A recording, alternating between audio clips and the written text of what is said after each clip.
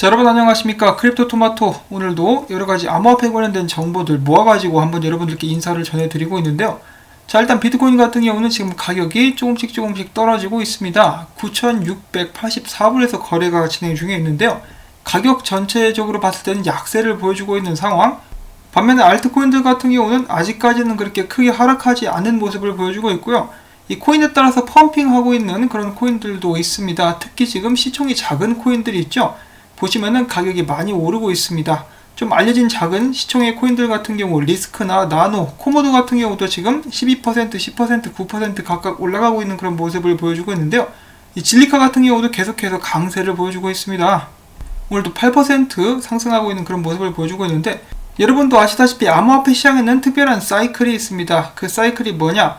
첫 번째로는 비트코인이 펌핑을 하고, 비트코인 펌핑 왔었던 돈이 이제 큰 시총으로 넘어가면서 큰 시총 알트코인들 펌핑, 그리고 나중에 이 상승의 막바지로서 작은 시총 코인들 펌핑을 주는 그런 사이클이 있는데요.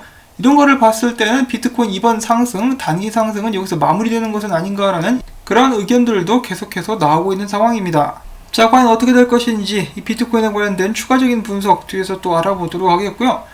자, 바로 오늘 나온 소식들로 넘어가 보도록 하겠습니다. 첫 번째로는 카카오 클레이에 관련된 소식인데요. 나온 지 며칠 된 것이긴 합니다만은 삼성 SDS가 카카오 클레이 등과 손을 잡는다라고 하죠.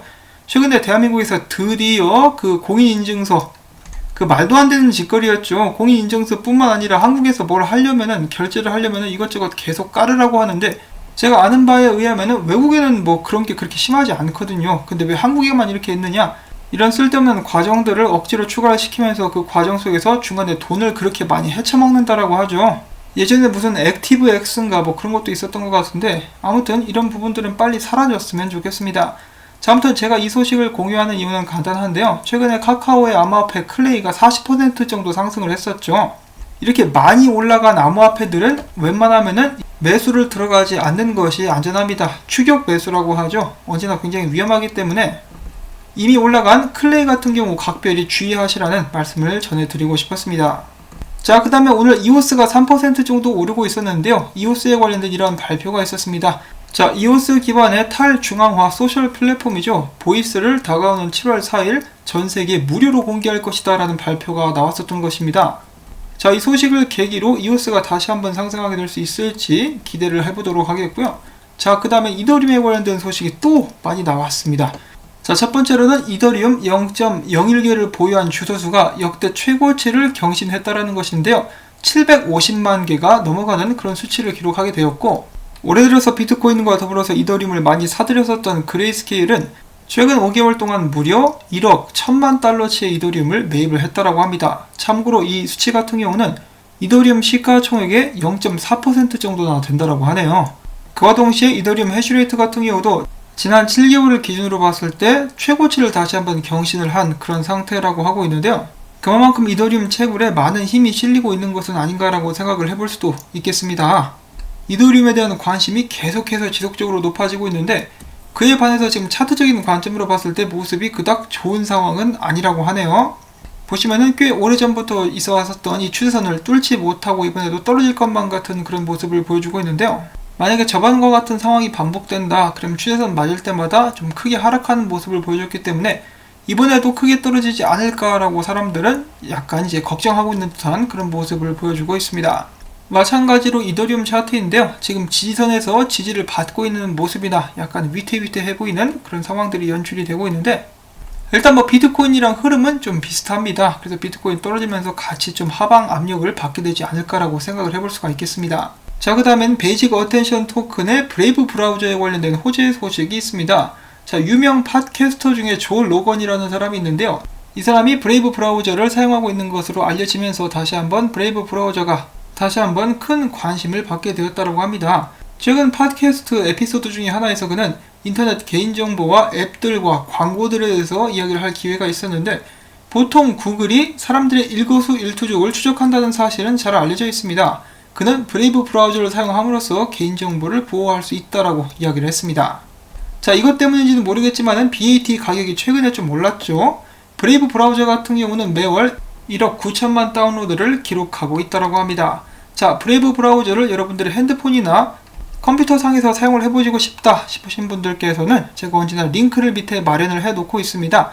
사용해서 다운을 받아주시면 좋겠고요. 저 같은 경우는 주로 핸드폰에서 사용을 하고 있습니다. 배터리를 덜 먹는다라고 하더라고요. 자, 관심 있으신 분들은 다운을 받아보시면 될 것 같고, 자, 그 다음 소식으로는 유명 암호화폐 분석가 크립토랜드에서 크립토벌브 같은 경우도 국제 암호화폐 플랫폼 크립토닷컴에서 제공을 하고 있는 카드 선전을 하고 있습니다. 암호화폐를 실생활에서 사용하는데 가장 편안하고 또 많은 혜택이 주어진다라고 이야기를 하고 있는데요. 한국에서도 사용이 가능합니다. 마찬가지로 관심 있으신 분들은 제가 밑에 링크를 남겨 놓을게요. MCU 스테이킹을 하시게 되면 여러가지 혜택을 받으실 수가 있겠습니다.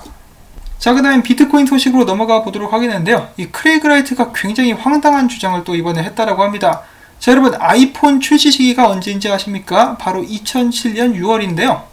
그는 이 법원에서 이 신성한 법정이라고들 하죠. 거기서 이렇게 주장을 했다라고 합니다. 나는 2006년에 단 한 번 일주일간 아이폰을 사용한 적이 있었다. 자, 나오지도 않은 아이폰을 썼다라고 주장을 하고 있는 것이죠. 자, 물론 애플 내부자랑 이렇게 연관이 있어가지고 아이폰을 잠깐 쓰라고 줬을 수도 있겠습니다. 그런 가능성도 있겠지만은 굉장히 희박하죠.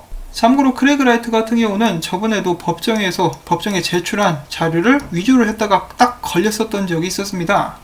거의 뭐 구라의 마왕이라고 볼 수가 있겠는데요. 나중에는 내가 진정한 스티브 잡스다라고 우기는 것은 아닌지 모르겠습니다. 제 사람이 이렇게 대놓고 구라를 치고 허풍을 떨어도 이 사람을 지지하는 사람들이 있다는 거 놀랍지 않습니까? 자, 그 다음으로 해서 얼마 전에 골드만삭스가 자신들의 투자자들에게 이렇게 이야기를 했었죠. 비트코인은 자산이 아니며 적절한 투자 대상도 아니다.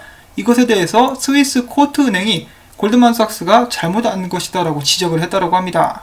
그들의 주장에 의하면 골드만삭스는 이 비트코인이라는 떠오르는 자산 클래스의 강력한 토대를 무시하고 있으며 비트코인이 범죄에 사용되고 있다라고 이렇게 어거지를 쓰고 있지만은 실상 비트코인 같은 경우는 0.08%만 다크넷 시장에서 유래가 되었으며 전체 트랜잭션의 1.1%만 범죄 활동과 관련이 있다라고 설명을 했습니다.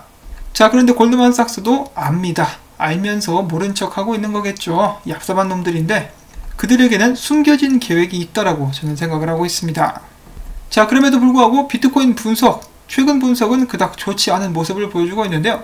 비트코인이 1만 달러 재진입을 시도를 했으나 실패하게 되면서 7,000달러대로 후퇴하게 될 가능성이 있다고 합니다.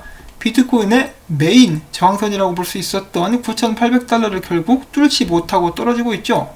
그래서 다음에 진입하게 될 구간으로는 9,500, 9,400, 9,300대까지 하락하게 될 가능성이 있다고 하는데요. 특히나 최근 나왔었던 충격의 바트 심슨 패턴, 3에로 캐피탈 같은 경우는 이렇게 이야기를 하기도 했다고 합니다.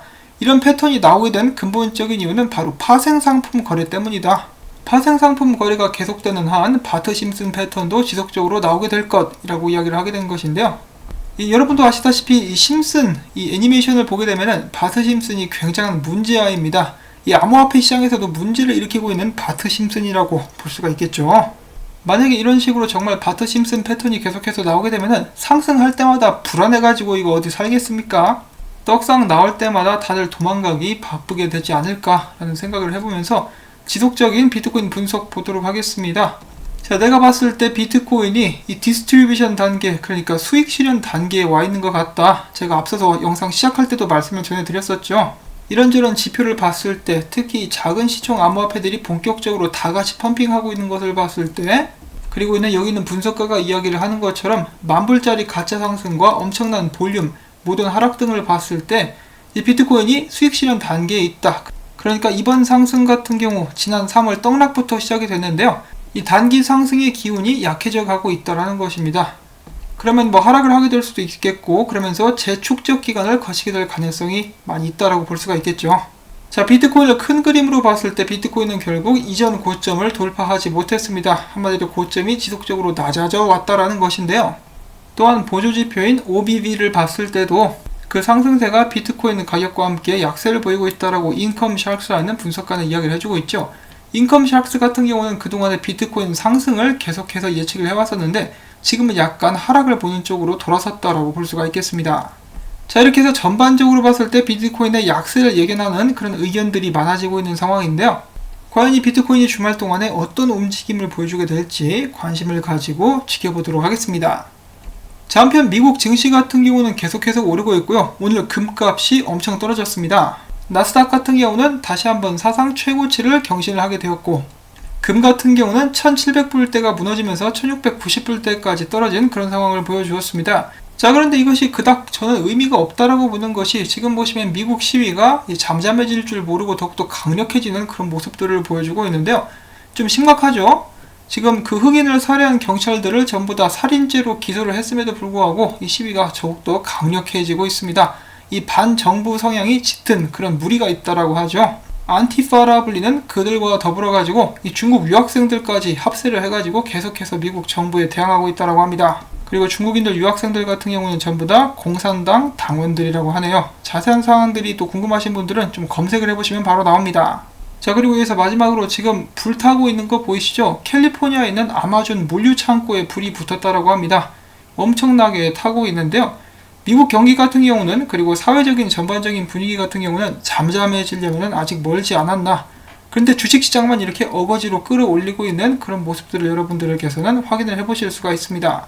그리고 결국 이러한 상황들이 비트코인에게도 영향을 끼치게 되지 않을까라고 저는 생각을 해보고 있는데요. 부디 비트코인이 긍정적인 반응을 보여줄 수 있기를 바라보면서 오늘 영상 여기서 또 마무리를 짓도록 하겠습니다. 조금이라도 도움이 됐다 싶으신 분들께서는 제가 계속해서 이렇게 채널 유지하기 위해서는 여러분들의 도움이 절실하게 필요합니다. 저는 주로 이제 광고 수익을 통해서 채널을 유지하고 있는데요. 여러분들께서 광고를 마지막까지 재생을 지켜주시고 광고주 방문과 좋아요를 눌러주신다면 제가 계속해서 살아남는 데 큰 힘이 되겠습니다. 다시 한번 감사의 말씀 전해드리면서 행복한 주말 되시기를 바랍니다. 안녕히 계십시오.